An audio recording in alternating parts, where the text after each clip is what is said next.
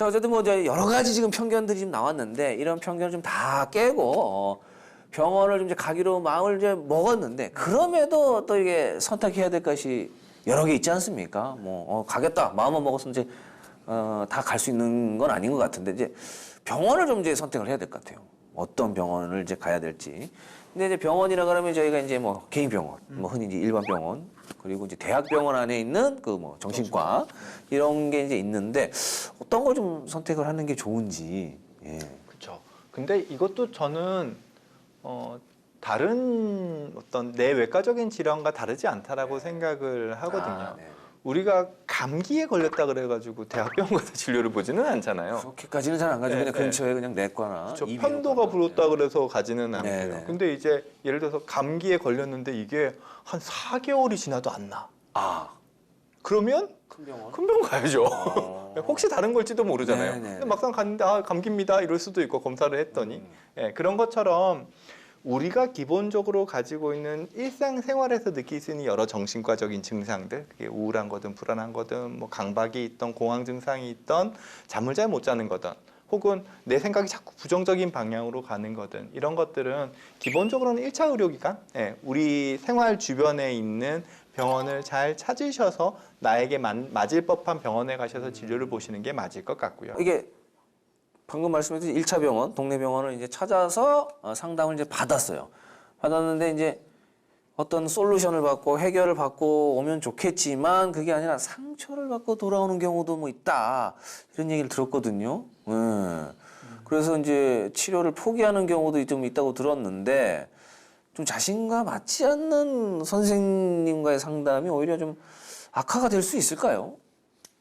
그래서 사실 이 부분은 정신과 의사로서 되게 마음 아파요. 이런 말씀을 들을 때마다 되게 마음 아프고 때로는 방송에 나오시는 어떤 분들 같은 경우에는 본인이 죽고 싶은 마음이 들어서 정신과를 갔더니 뭐 의사가 컴퓨터만 보면서 뭐 이렇게 타자만 치고 있고 자기의 말을 들어주지 않는다고 해서 되게 상처를 입었다라고 말씀을 하시면 이제 많은 그 방송을 본 대중은 이제 정신과를 가면은 뭐 도움 못 받나 보다 이렇게 편견을 가지시게 될 수 있다고 생각을 하거든요. 그리고 물론 의사들 중에서도 되게 성의 없게 진료를 하시는 분들도 소수 있을 수도 있다는 생각은 합니다. 물론 그런 것들은 개선이 돼야 되겠죠.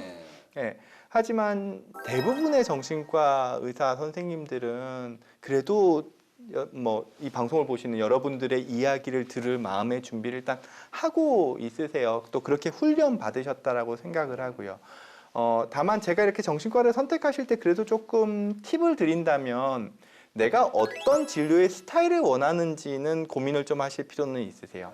내가 그래도 비교적 시간을 들여서 나의 이야기를 좀 들어주는 사람이 필요하다라고 한다 그러면 너무 유명하고 너무 붐비는 병원을 가시기보다는 조금은 여유 있게 이야기를 할 수 있는 병원들을 검색을 하셔서 찾는 것들이 중요하다라고 생각을 하고요. 우리가 정신과 상담이라는 거는 인간 대 인간이 만나서 깊이 있는 이야기를 나눠야 될 수 있거든요. 그렇기 위해서는 내가 한 번 가서 아니라 그래서 포기하실 게 아니라 나에게 조금은 더 맞는 선생님을 찾아가는 과정도 중요할 것 같다는 생각을 하게 되죠.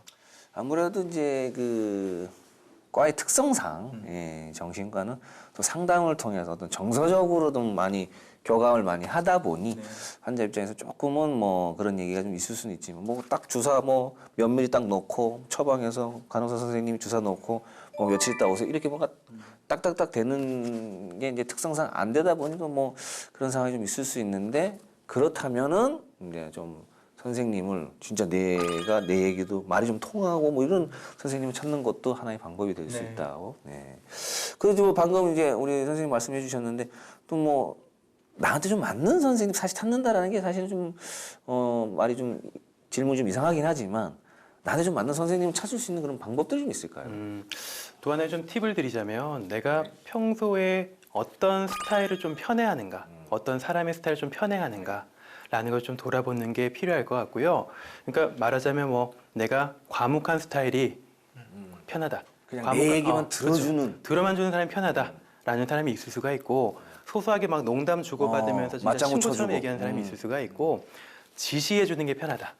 이런 사람도 있거든요. 아 이렇게 해라. 아예 딱 나한테. 네네네. 어. 진료 볼 때 숙제를 내주세요라고 하시는 분들도 계시는데 나 집에서 열심히 해볼 겁니다라고 얘기하는 분 계시는데요. 그처럼 본인이 어떤 스타일의 사람이 편한가를 한번 살펴보는 것도 중요할 것 같고요. 또 한 가지는 성별, 나이대도 좀 중요한데요. 내가 풀어내고자 하는 이야기가 어떤 성질의 것인지 그 성질에 따라서 성별이나 나이대를 또 잘 고려하는 게 중요하거든요. 이를테면 또 여성분들이 성적인 어떤 추행이라든지 그런 문제들의 트라우마를 겪으셨을 때도 남자 선생님한테 이걸 얘기하게 되면 또 뭔가 2차적으로 좀 느껴지는 불편함이 굉장히 생기거든요. 또 이제 뜻하지 않게 의도한 건 아니지만 그 가해자가 연상이 된다든지 그런 문제가 생기기 때문에 사실은 성별과 나이대를 좀 함께 잘 고려하는 것이 본인의 대인관계 스타일과 이런 것들이 좀 본인에게 잘 맞는 의사를 선택하는 좋은 방법이 될 것 같아요. 내가 좀 뭘 누군가가 나한테 능동적으로 뭔가 시켜서 하는 스타일인지 아니면 난 내 얘기만 그냥 해서 뭐 그렇다 들어주는 게 맞는 건지는 딱 맞게끔 이렇게 찾아가는 것도 중요한 거네요. 예. 잘 알았습니다. 그러면 이제 이게 선생님을 어떻게 나한테 좀 맞는 선생님을 찾는 거에 대해서도 좀 알아봤는데 이게 진료를 이제 받으면 정신과 진료는 보통 이제 어떻게 진행되는지 좀 궁금하거든요. 딱 이제 문 열고 들어갔을 때 똑똑똑 해서 들어오세요 하면은 뭐 상담 시간이라든가 뭐 횟수라든가 이런 게 좀 정해져 있나요?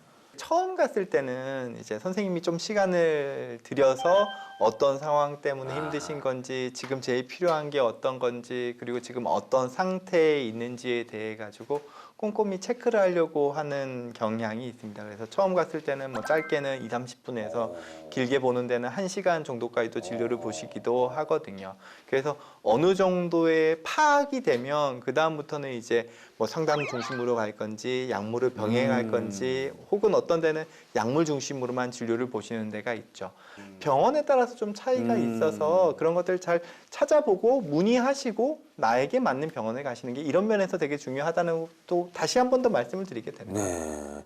그럼 이제 시간은 보통 짧게 2, 30분 얘기하고 그러면 이제 더 짧은 데도 있죠. 더 짧은 데도 네. 있고 그럼 또 횟수도 그럼 보통 어느 정도 그러면 해야 될까요? 뭐. 횟수도 사실은 병원마다 워낙 좀 다 다르고, 상이하기 때문에 이 횟수로 이제 뭐 따지자면은 병의 어떤 중등도 정도에 따라서 이게 얼마나 깊은가에 따라서 상당히 좀 길게 가야 되는 경우가 있고요.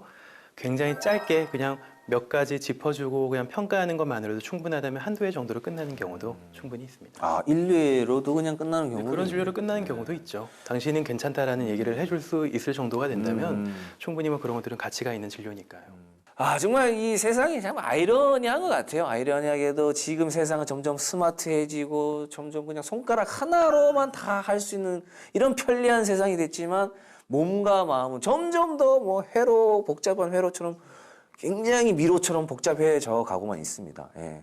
이렇게 이제 뭐 복잡함 속에서 생겨나는 다양한 이 정신적인 고통들 혼자 절대로 끙끙 앓지 마시고요. 다 우리 다 사람들, 주변인들, 친척, 가족, 친구, 그리고 이렇게 전문 선생님들 계시니까요. 의논하시길 바라겠습니다.